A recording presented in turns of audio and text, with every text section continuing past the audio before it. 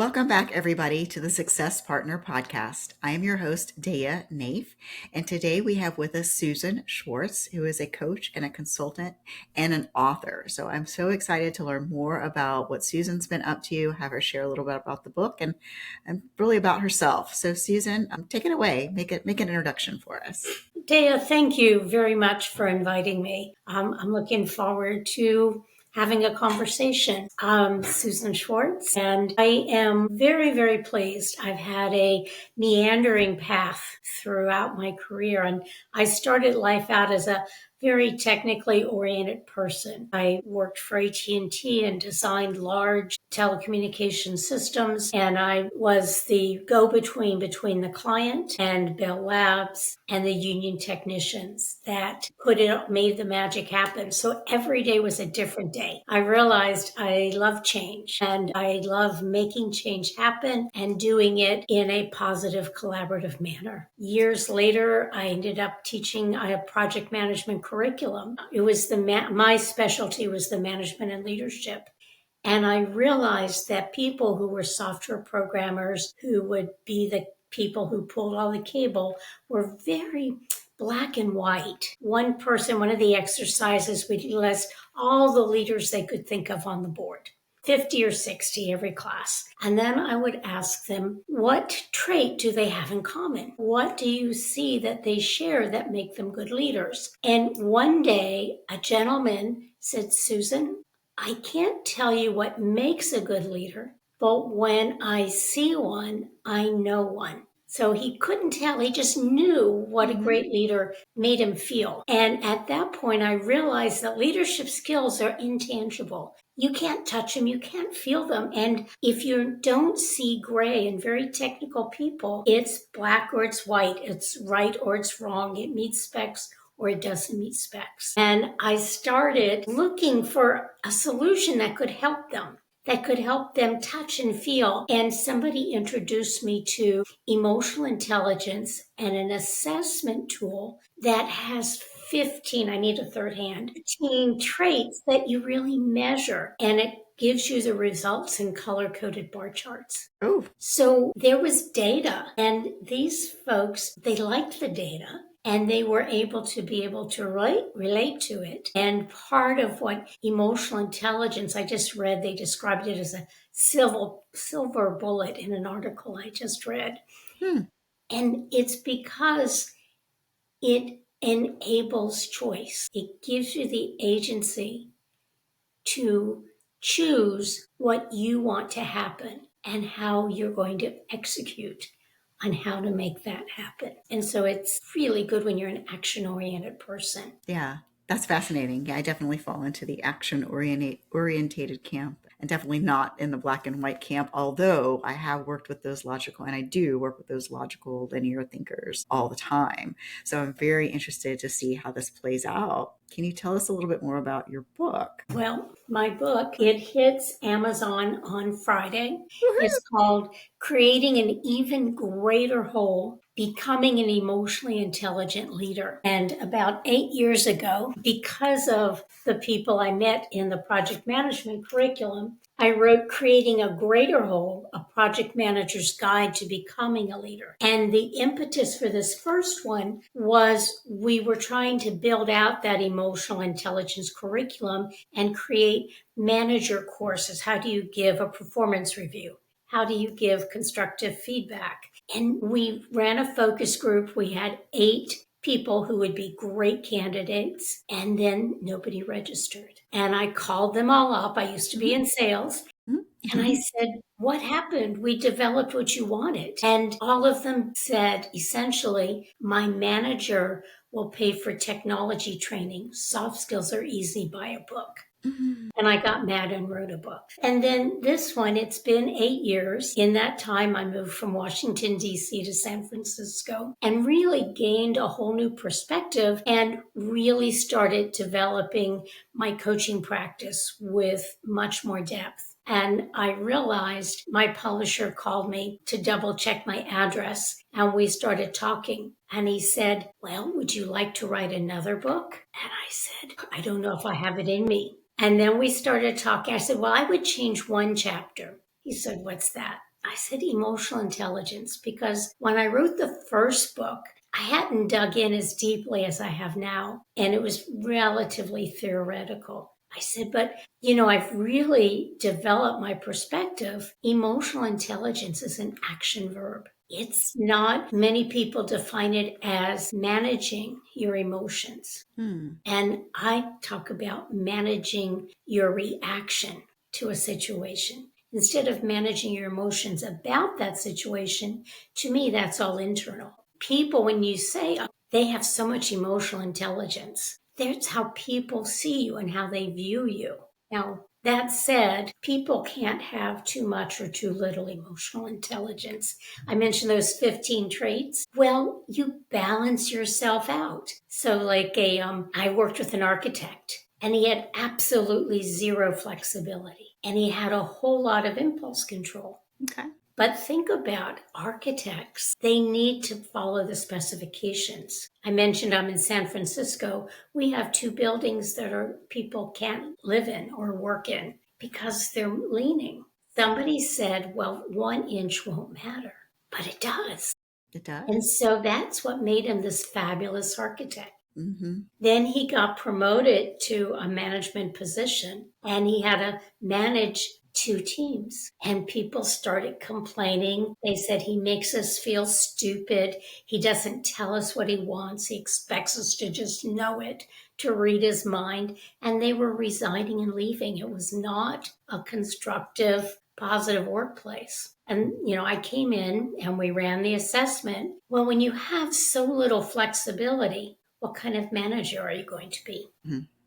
So you have a choice and you can work on being more flexible about enhancing your communication skills. Or you can choose not to and just be one heck of a good architect. That's true.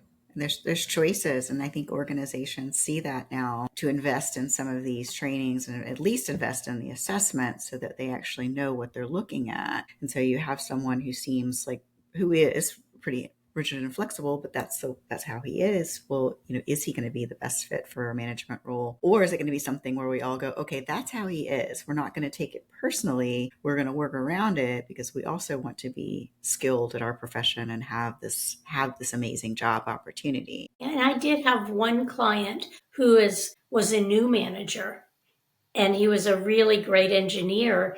And he was afraid that the manager who promoted him, he was worried about asking a stupid question because he was afraid the manager would find out that he made a mistake and demote him. And he had a great deal of pride.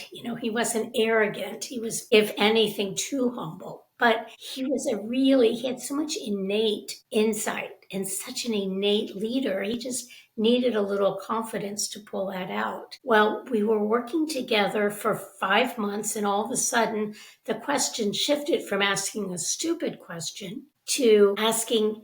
There was a VP who would only speak to his manager, who would turn around and say, Joe, what do you think? And all the other VPs, when it came to the engineers, would talk directly to Joe. And he was so angry. And so our conversation was, how can he get his voice to be heard at the table? How could he? And I said, this in only 5 months, this is a pretty amazing conversation. And so I said, let's reassess you. And it turned out his self-confidence and his assertiveness had gone from being really, really low to expanding by 50 points.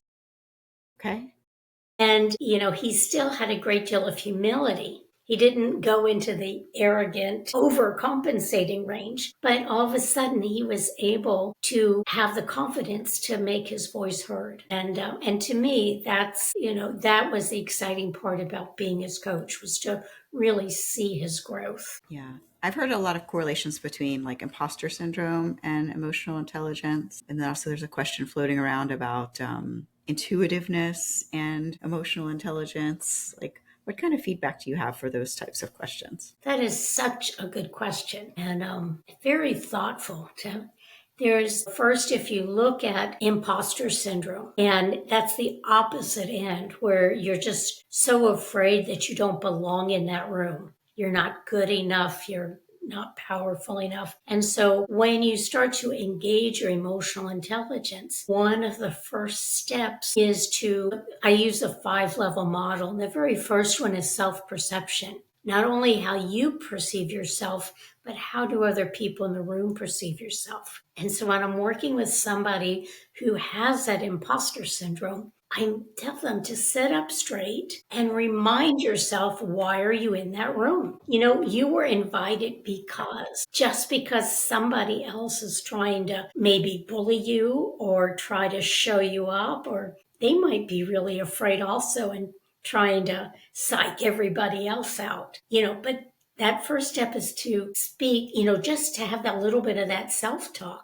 And then how do you communicate? Think about who you're speaking with, and frame your response so that your message is received as you intended it. So if you can know why you're brought to that room, and then communicate so that you're heard and understood by the people that you're working with. Because if you're speaking to a CEO or you're speaking to your direct reports, you have the same message, but how you frame that message will be just a little bit different. The language that you use, perhaps your tone of voice. So you still can be authentic. You're just being flexible with how you answer that question. Yeah. And that leads right into those. For example, the man I was coaching, who was such an intuitive, innate leader, he knew what he wanted to say. He knew what the right thing to do was in that situation. But he'd come from a really negative workplace where the manager was incredibly micromanaged. Whatever you did, he'd tell you it was wrong because he should be the only one to make that decision. And so he was afraid of acting. And so the whole point of engaging your emotional intelligence, the difference is that they're complementary. Your intuition tells you what you want to do. It helps you make those decisions. Your engagement, your emotional intelligence helps you act. It helps you say what you want to say in the manner framed, the way that the person receiving it will hear it. And so that's, one is, the knowledge, and then the other is executing on that knowledge. That's very powerful. I really appreciate you sharing all that, Susan. How do people get your book, and how do they find you to contact you about your coaching? Well, thank you. You can get the book. It is on Amazon. And if you you can look up my name. You can look up Creating an Even Greater Whole. And also it will show up as Becoming an Emotionally Intelligent Leader. So there's a couple of different ways you can search on it. And it was a lot of fun to write. I hope people enjoy it. I'm told it has very real world practical exercises to help you engage where you're going. And I am on LinkedIn. I'm under Susan G. Schwartz, if you're scrolling by name. And I'd love to connect with you. You can never have too many friends. And my company, my coaching firm is the River Birch Group, BIR. So my email is sgs@riverbirchgroup.com. Again, I encourage you to drop me a line if you want to say hello. Thank you, Susan. I really appreciate that. And thank you, everybody who have been listening to today's episode of the Success Partner podcast. Again, I'm your host, Daya Naef, and we've had Susan Schwartz on today. Please like, subscribe, and stay tuned. Thank you, Daya. Thanks for inviting me.